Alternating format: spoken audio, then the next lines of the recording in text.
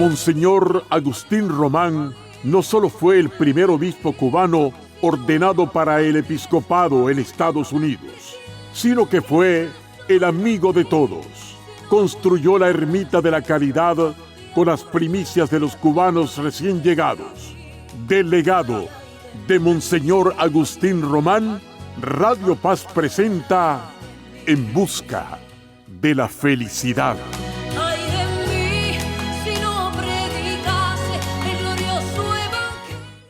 La paz del Señor esté con todos ustedes.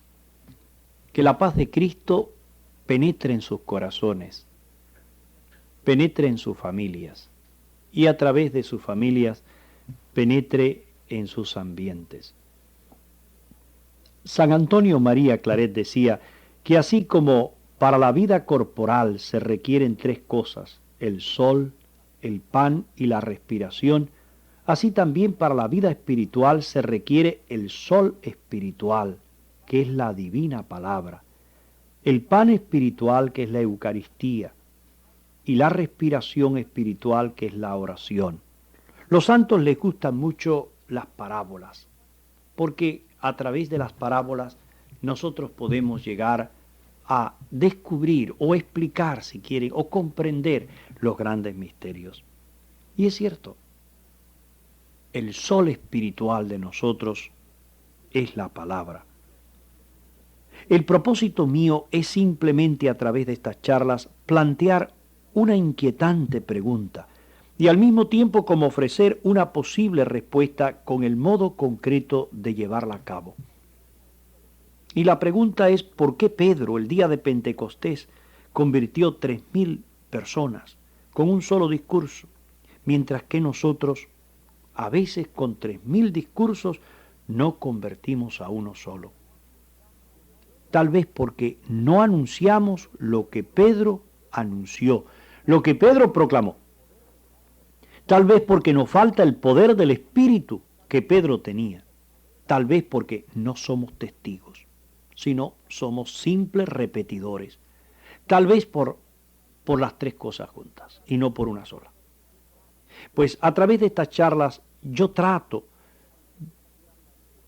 de decir y repetir que ese primer anuncio de la evangelización, que lo he llamado querigma, y como les decía y les he repetido, que querigma no es otra cosa sino la síntesis de la predicación primitiva, el jugo de aquello que Jesucristo nos dijo. El querigma ya es lo principal para nosotros. Y muchas veces no se está dando. Y no hablo yo, hablo a nivel de padres a hijos, ya que la primera catequesis para mí se da en el hogar. Estamos como convencidos que nuestros hermanos católicos y nuestros niños en la casa no tienen que salir fuera de su iglesia para encontrarse con ese Jesús vivo, ese Salvador, ese Señor, ese que nos está dando el Espíritu Santo, sino que contamos con una rica herencia que viene desde la más antigua tradición eclesiástica, cuyo primer testimonio encontramos en la misma Sagrada Escritura. Y nosotros católicos, con esa herencia tan preciosa, la guardamos. Los padres la guardan y no la comparten con los hijos. Es por esto que yo creo que es urgente que en estos momentos de la vida de la Iglesia nosotros nos preocupemos de ir al centro para después continuar con la catequesis. De ir al querigma, al centro de la predicación de Jesús y que todos los bautizados lleguen a tenerla. Es como un encuentro personal con Jesús. Yo quisiera que pensáramos en esto. Esto es lo que es urgente entre nosotros. Es importante que cuando vayamos a misa los domingos, nosotros nos demos cuenta de lo que estamos realizando. Que cuando se consagre la Eucaristía, nos demos cuenta de la presencia de Jesús. A los sacerdotes, a los obispos, que experimenten en su vida lo que saben con su inteligencia y que con sus actitudes, nos ayuden a vivir la fe y no tengamos que vivir de fe. En fin, a todos los que reciben los sacramentos, desde el bautismo hasta el matrimonio, que se den cuenta de lo que eso significa en este sector de la iglesia. El Evangelio no es solo anunciar a Cristo, o tampoco predicarlo solo, sino además, gracias al poder del Espíritu Santo, fundar un ambiente y una estructura que de tal forma sea evangélica, que realmente se pueda dar el amor entre los hermanos. Y esto es lo que me preocupa muchas veces de las familias. Hay familias que realmente son cristianas de nombres, pero los padres no viven la fe. Al acercarse a la mesa no oran, y los niños ven que sus padres no oran. Y muchas veces se descuida la misa del domingo y los niños se dan cuenta, o por lo menos ya empiezan a pensar también, que la misa no es algo necesario en nuestra vida.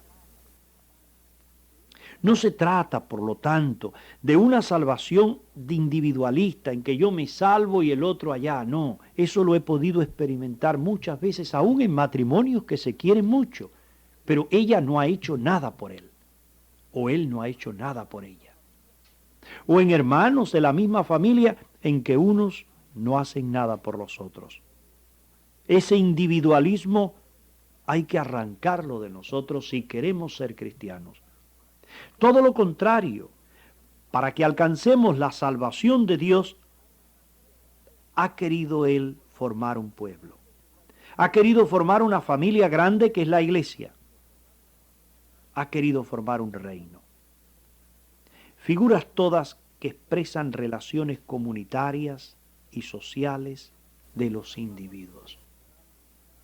La salvación integral se dará cuando todos los hombres, los ambientes donde nosotros vivimos y las estructuras en que nos movemos estén renovados por los valores del Evangelio y estén como regidos por el poder del Espíritu que todo lo renueva y lo vivifica.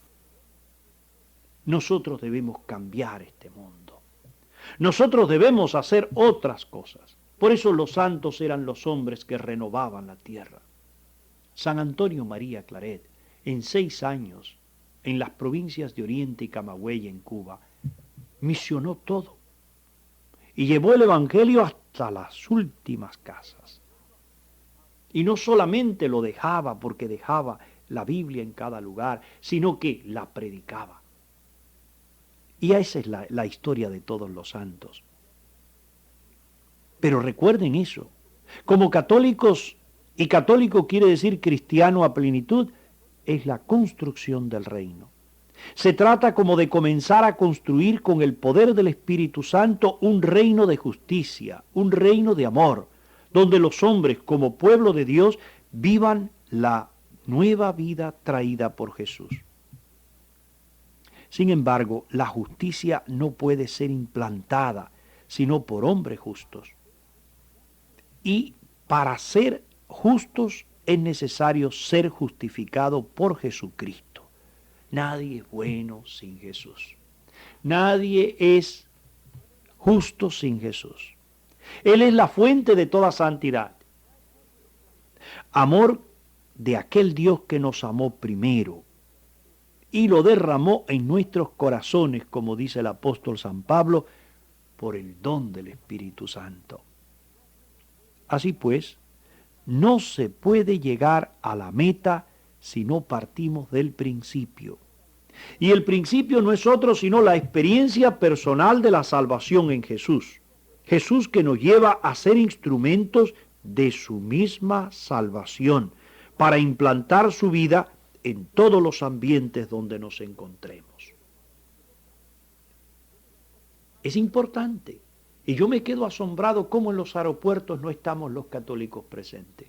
Cuando yo viajo, tengo que viajar, muchas veces me encuentro otras denominaciones, pero no me encuentro católicos. ¿Y saben por qué no me encuentro católicos? Porque no estamos presentes. Porque cuando nosotros vamos y nos hacemos presentes, le entregamos una hojita como los demás hermanos, estamos presentando a Jesús, aquel que viaja.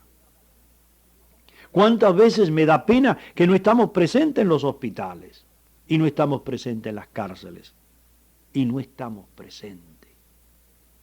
Es importante que nosotros nos dejemos tocar por el Espíritu, pero que el Espíritu nos impulse y nos dejemos mover por Él para llegar hasta los rincones donde no ha llegado el Evangelio. El Evangelio no pasará sino a través de nosotros.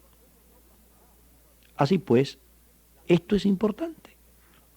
La síntesis de la predicación apostólica, y léanla bien en los Hechos de los Apóstoles y a través de los Evangelios, nosotros la encontramos maravillosamente resumida en esos llamados discursos querigmáticos. Esos discursos que tienen la esencia. Y eso, léanme los Hechos de los Apóstoles. Lo que les estoy hablando no es nada, hijos míos. Lo que les estoy hablando no es otra cosa, sino para invitarles y volcarlos a ustedes en el tesoro de la Biblia. La palabra de Dios es el gran tesoro. Ese libro no es un libro, es una carta.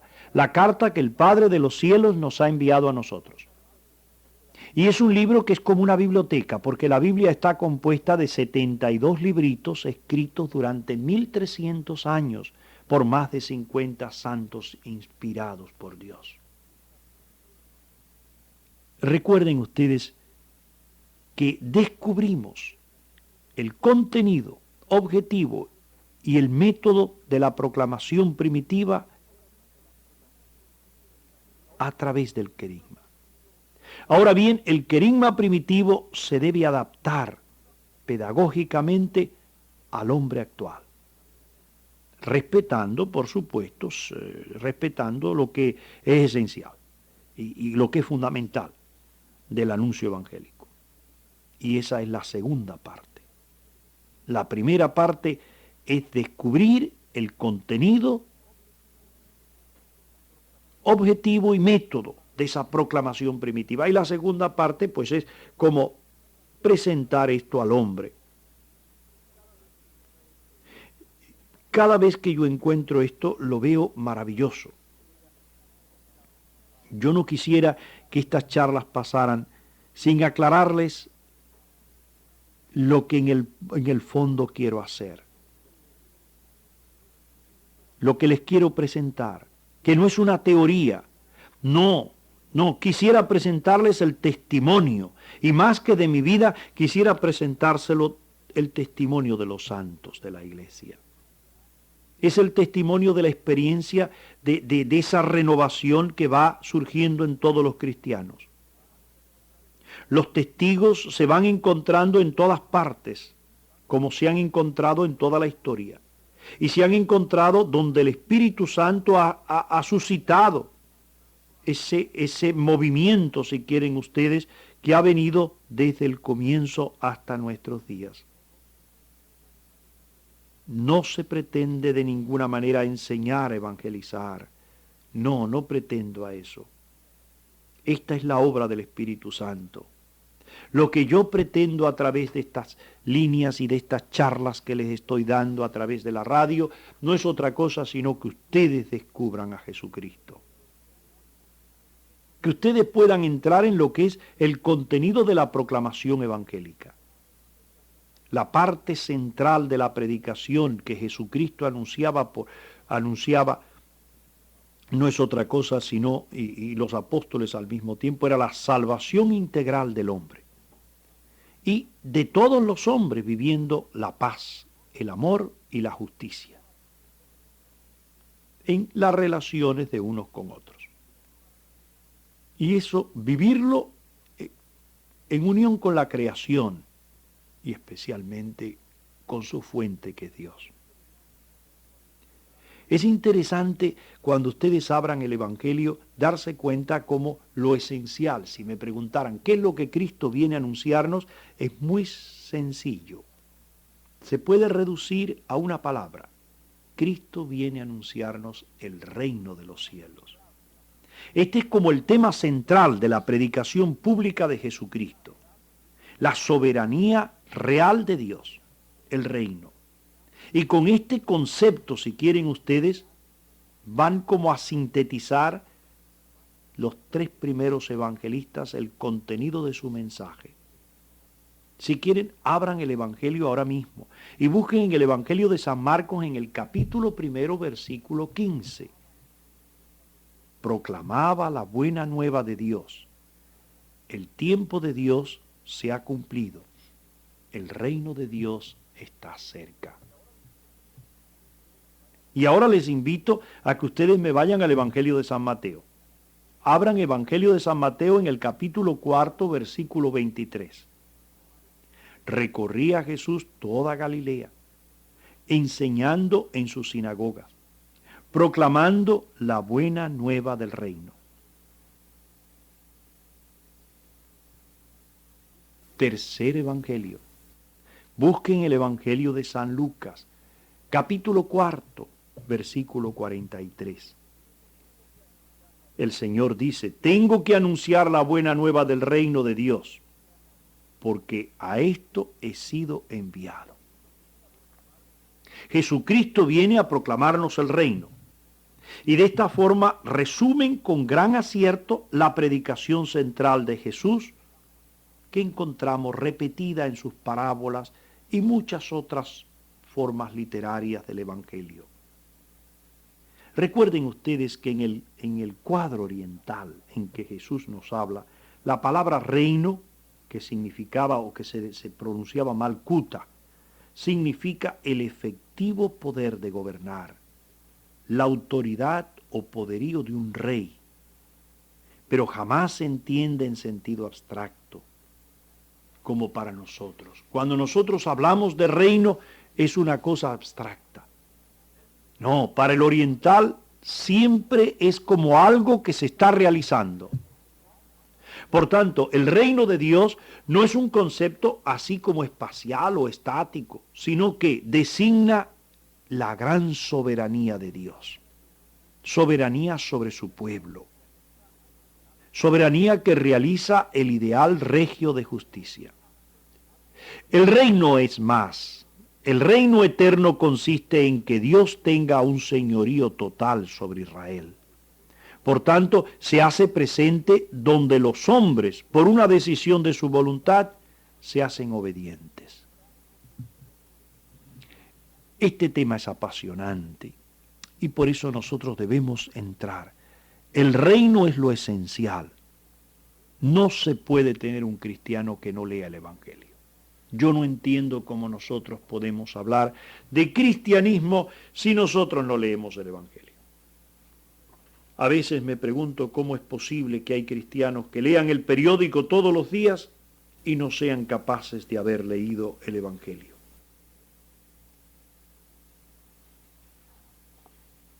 ¿Cómo es posible que un cristiano, yo no sé, yo no acabo de entender esto?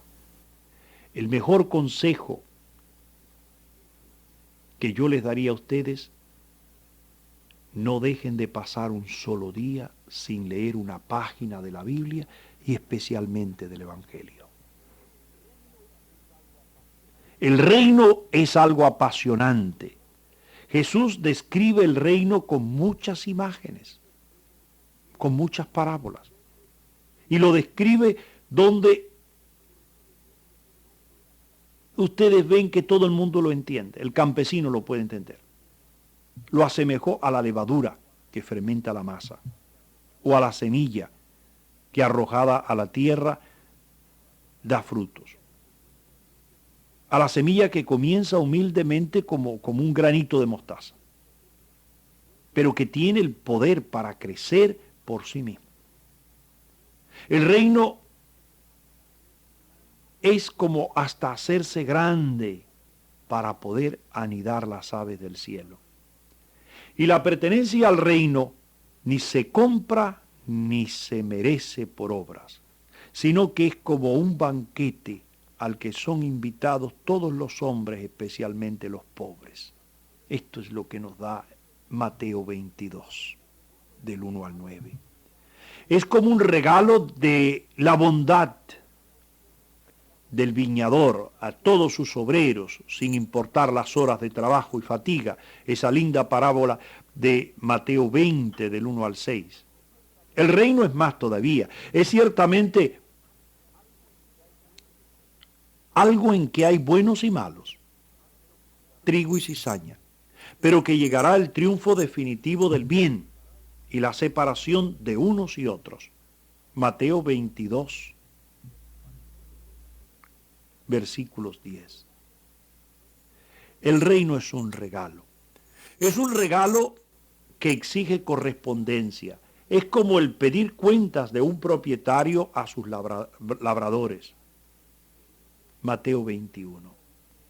De un hombre rico o un rey a sus siervos. Mateo 25.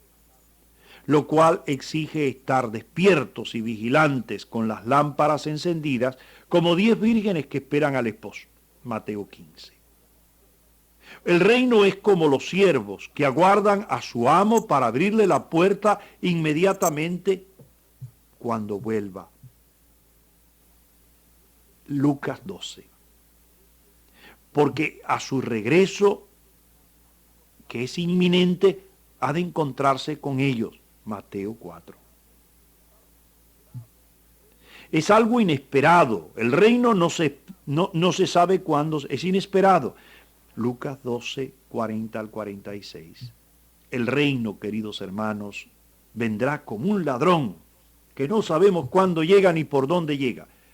Lucas 12, versículos del 39 al 40. Más todavía, el reino es como un relámpago así que se enciende en el cielo, o como el diluvio. Mateo 24, del 27, versículos del 27 en adelante. Por tanto, urge velar, porque el tiempo es corto. Es más, el reino ya está presente. De alguna manera en esta tierra lo vemos o está presente, escondido entre nosotros. Lucas 17, porque el tiempo se ha cumplido. Marcos 1. Por esta razón es urgente tomar una rápida y definitiva decisión. Vender con alegría las posesiones, dejando las seguridades humanas, esas que nos parecen a nosotros que es todo, para comprar la perla preciosa y tomar posesión del campo donde se encuentra el tesoro escondido. Mateo 13. Lo más importante es buscar el reino de Dios y su justicia. Ojalá que eso sea para ustedes. La bendición de Dios Todopoderoso, Padre, Hijo y Espíritu Santo, descienda sobre ustedes. Amén. Ay de mí, si no predicase el glorioso evangelio. Monseñor Agustín Román no solo fue el primer obispo cubano ordenado para el episcopado en Estados Unidos, sino que fue el amigo de todos. Construyó la ermita de la Caridad con las primicias de los cubanos recién llegados. Delegado de Monseñor Agustín Román, Radio Paz presentó En Busca de la Felicidad.